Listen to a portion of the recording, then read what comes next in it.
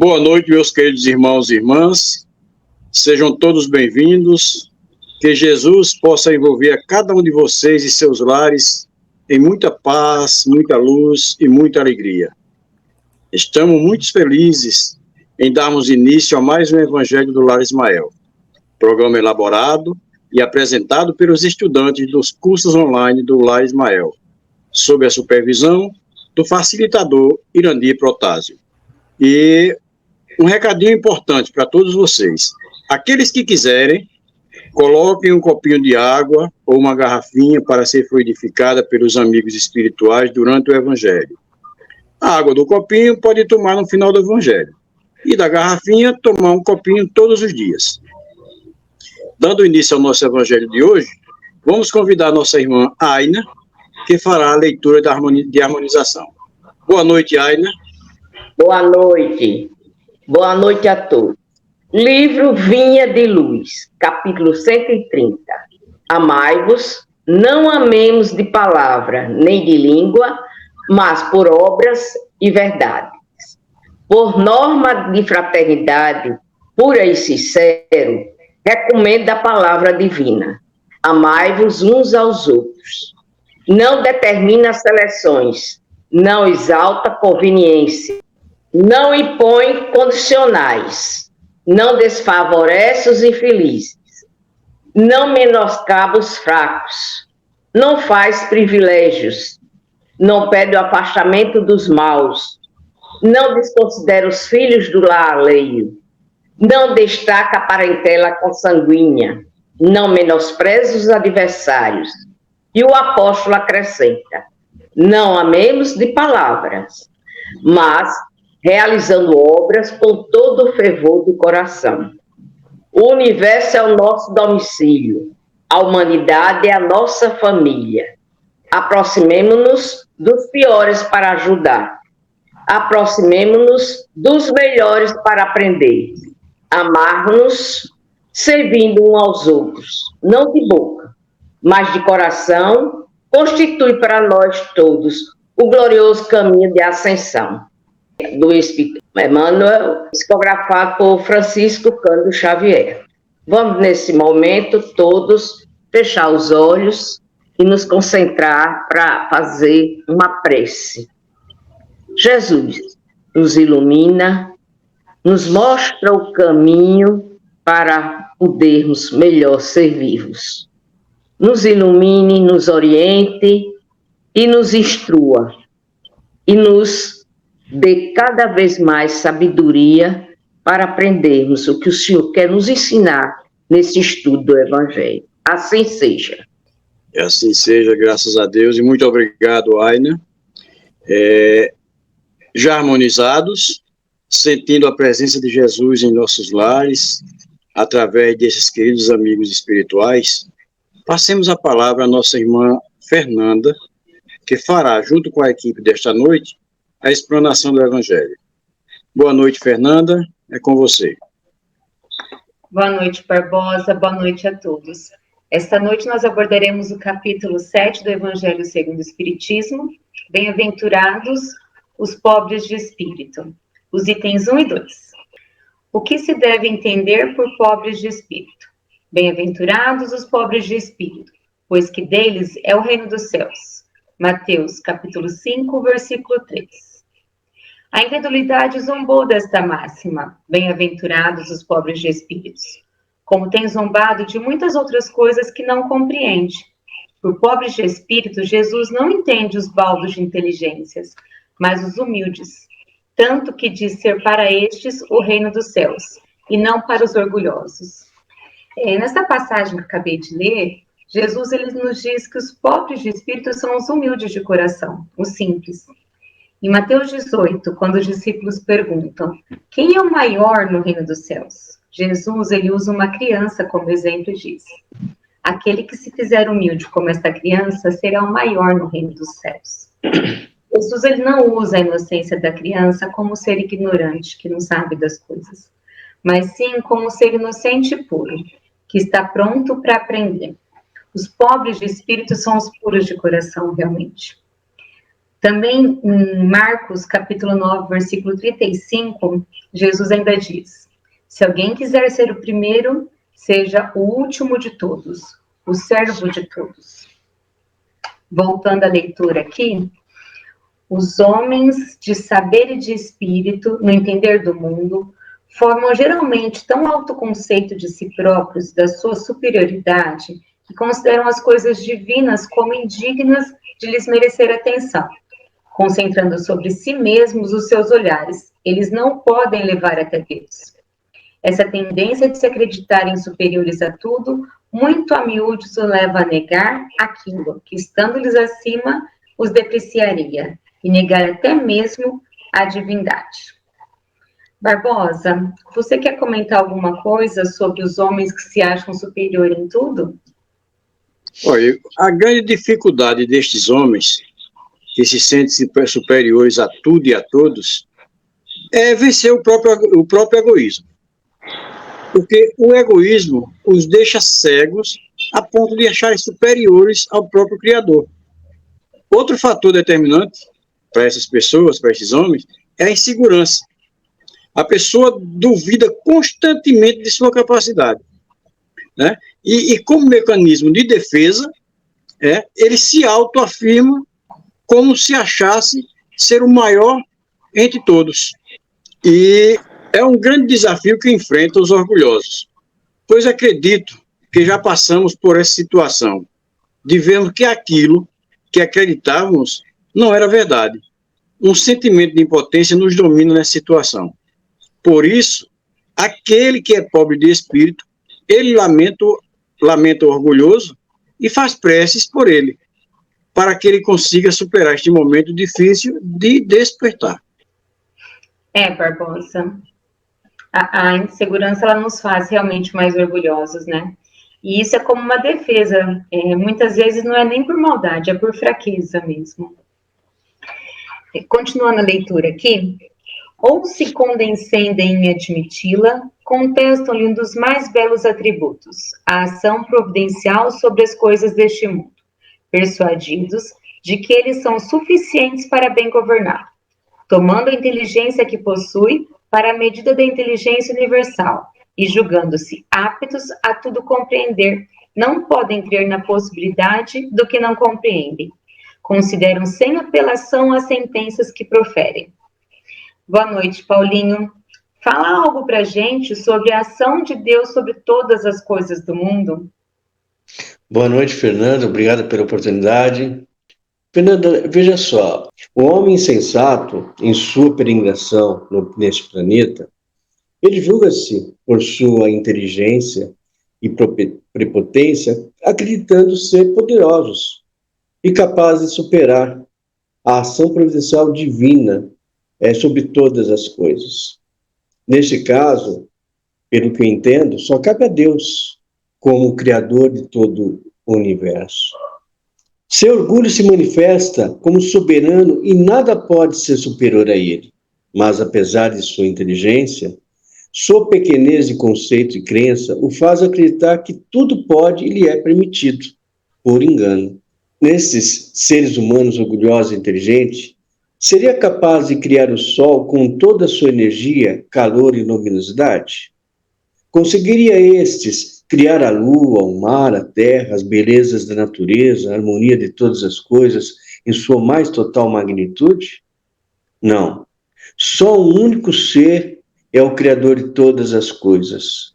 E o homem, por mais sábio, está longe de lhe compreender esta máxima.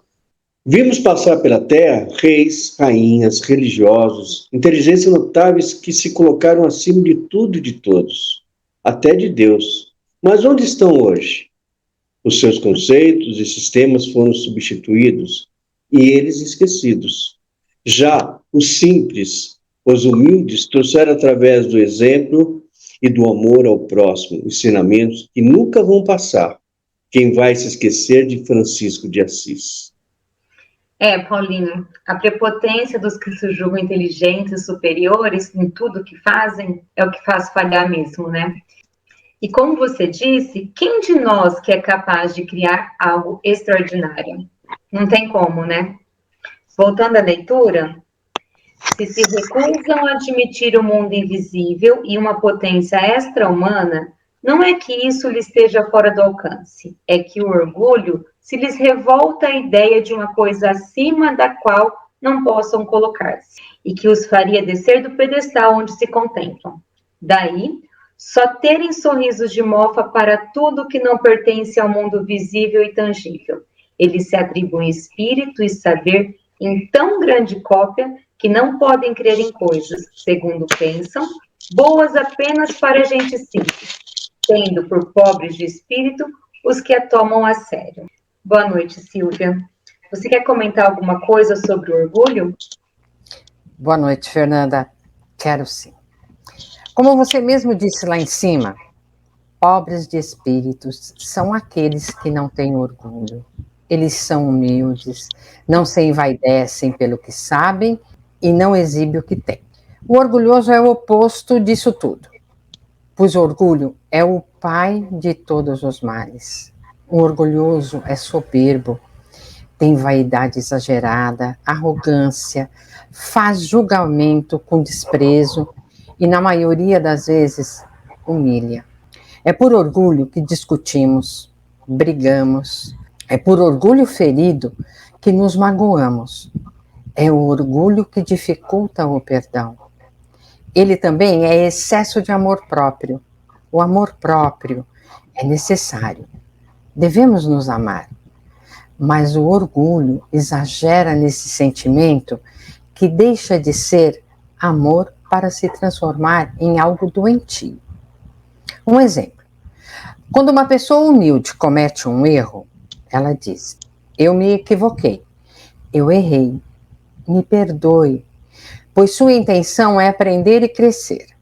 Mas quando uma pessoa orgulhosa comete um erro, ele diz: não foi minha culpa, porque se acha acima de qualquer suspeita.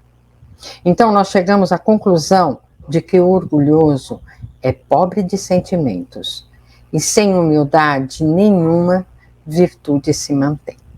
É isso que eu acho, Fernanda. Realmente, Silvia, a vaidade exagerada nos faz julgar com desprezo e humilhar nossos irmãos, né? Voltando para a leitura. Entretanto, digam o que disserem. Forçoso lhes será entrar como os outros neste mundo invisível, e lá que os olhos se lhe abrirão e eles reconhecerão o erro em que caíram. Deus, porém, que é justo, não pode receber da mesma forma aquele que lhe desconheceu a majestade e o outro que humildemente se lhe submeteu às leis, sem os aquinhoar em partes iguais. Boa noite, Aina. E aí? E que podemos falar quando chegarmos do lado de lá? Boa noite, Fernanda, e boa noite a todos. Bem, quando desencarnamos e já temos um certo conhecimento espiritual, torna-se mais fácil a aceitação. Ao contrário das pessoas que não acreditam ou não querem ter conhecimento, tornam-se espíritos rebeldes, será bem mais difícil, pois terão, que admitir o que sempre negaram. Mas, como Deus é justo e misericordioso, vai nos julgar pelas nossas ações que praticamos aqui na Terra, que aqui estamos para evoluir, Pois lembrem-se que existe a lei do retorno, que é como se estivesse construindo uma casa no outro plano, Um exemplo, se praticarmos boas ações aqui, é um tijolinho que estaremos enviando para a construção da nossa casa no outro plano, E se praticarmos más ações, não enviaremos nada, porque não adianta, Nos lembremos o que Jesus nos disse. Tudo que vocês desejam que os outros façam a vocês, façam vocês também a eles. Temos que cuidar e lapidar o nosso espírito o mais que pudermos para que possamos alcançar o melhor plano que podemos. E só vamos conseguir isso destruindo dentro de nós o orgulho e o egoísmo, que nos impede de sermos pobres de espírito, ou seja, humildes de coração, obedecendo às leis de Deus, né? Humilde de coração, obedecendo às leis de Deus. E para isso, não podemos esquecer do perdão, o qual temos que dar e também nos perdoar. E tem que ser de todo o coração. Se você não quer tomar um susto depois da morte, sentindo-se envergonhado por não ter aceito as verdades espirituais, cuide de buscar a Deus enquanto é tempo, certo? Justamente isso, Aina. Quando aceitamos que Deus ele é justo e bom, entendemos o que nos acontece. Com boas ações, teremos boas recompensas, não tem como, né? Voltando aqui para a leitura, dizendo que o reino dos céus é do simples, quis Jesus significar que a ninguém é concedida a entrada neste reino sem a simplicidade de coração e humildade de espírito.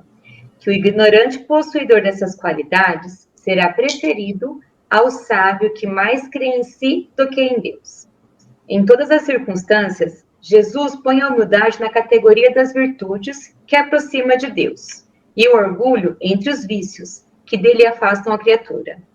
E isso por uma razão muito natural, a de ser a humildade um ato de submissão a Deus, ao passo que o orgulho é a revolta contra ele. Mais vale, pois, que o homem, para a felicidade do seu futuro, seja pobre em espírito, conforme entende o mundo, e rico em qualidades morais. Boa noite, Onara. A entrada no reino dos céus, né? É da mesma forma para todos? Boa noite, Fernanda. Boa noite a todos. Os humildes de coração e pobres de espírito entrarão no reino dos céus.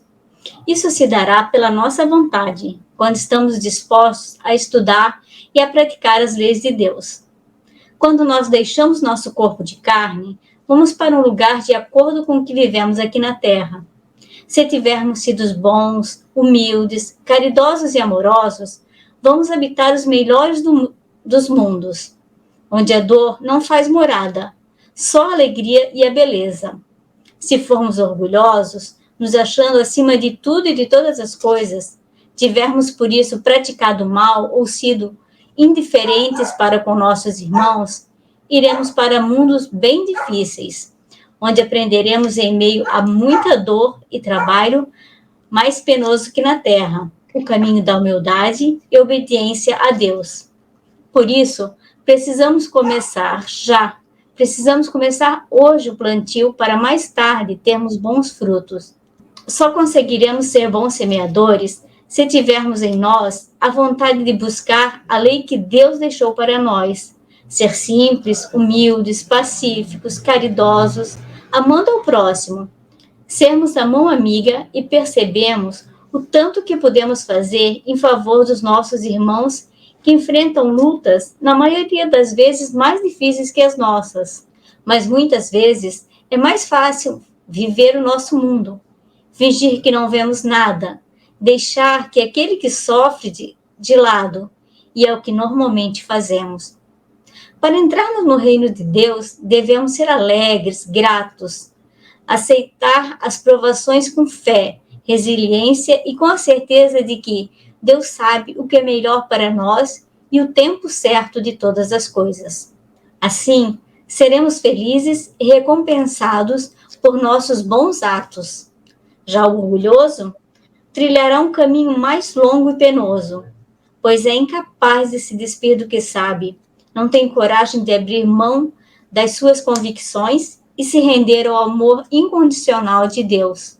Por isso, a humildade aproxima de Deus e o orgulho, além de afastar, torna tudo mais pesado e doloroso. Obrigada, Fernanda. Obrigada, Onara. É bem isso que você falou. Temos que estar disposto a estudar e praticar as leis de Deus. Depois de termos feito essa leitura, né, do trecho do Evangelho e comentado, eu acho que deu para concluir que os pobres de espírito são os humildes realmente. Não quer dizer que devemos ser pobres em bens materiais, mas sim sermos ricos em humildade. Emmanuel, na pergunta 314 em Consolador, sobre qual a maior lição que a humanidade recebeu do Mestre ao lavar ele os pés dos discípulos, está bem assim. Entregando-se a esse ato, queria o Divino Mestre testemunhar às criaturas humanas a suprema lição de humildade. Nem sempre é fácil, porque ainda somos inseguros, nos julgamos inteligentes e superiores, somos muito orgulhosos e vaidosos. Mas, como já foi dito, é estudando e colocando em prática os ensinamentos de Jesus que podemos aprender. Vamos refletir para saber se somos pobres de espírito. Como que nós estamos dentro da nossa casa, do nosso ambiente de trabalho, com nossos parentes e amigos? Na nossa casa espírita, na igreja ou no templo, seja lá qual for a denominação que nós tivermos, né? Somos simpáticos, tranquilos? Nós nos interessamos pelo nosso próximo? Conseguimos ouvir aqueles que nos parecem antipáticos? Já conseguimos perdoar sem desejar o mal ao próximo quando eles nos ofendem? Vamos refletir sinceramente em nosso estado atual, para vermos o que estamos construindo para nós do outro lado. É isso, Barbosa. Que Jesus esteja conosco hoje e sempre. Ok, muito obrigado, Fernanda. Silvia, faça a nossa prece final, por favor. Então vamos lá, vamos fechar os nossos olhos e vamos dizendo assim: amado Mestre e equipe espiritual, agradecemos a oportunidade em estarmos aqui realizando o nosso Evangelho no Lar. Nos ilumine, nos ampare e nos guarde. E pedimos à equipe espiritual, à espiritualidade amiga, para fluidificar as nossas águas, colocando para nós recebermos o remédio necessário para o nosso corpo e o nosso espírito. Muito obrigado, que assim seja, graças a Deus. Que assim seja. Meus agradecimentos a todos vocês que estão conosco aqui, participando do Evangelho, a todos que estão nos acompanhando em seus lares, convidar a todos eles para novamente estarem conosco na próxima semana. Lembrando que este programa ficará gravado no canal do Lar Ismael, no YouTube, no Instagram, Spotify e Amazon Music. E você poderá assisti-lo ele quando desejar e a hora que quiser. E também enviar aos seus parentes e amigos. Afinal, precisamos divulgar e fazer chegar mais longe a mensagem de Jesus. Que Jesus os abençoe e até a próxima segunda-feira, às 18 horas. Fiquem todos com o Mestre Jesus.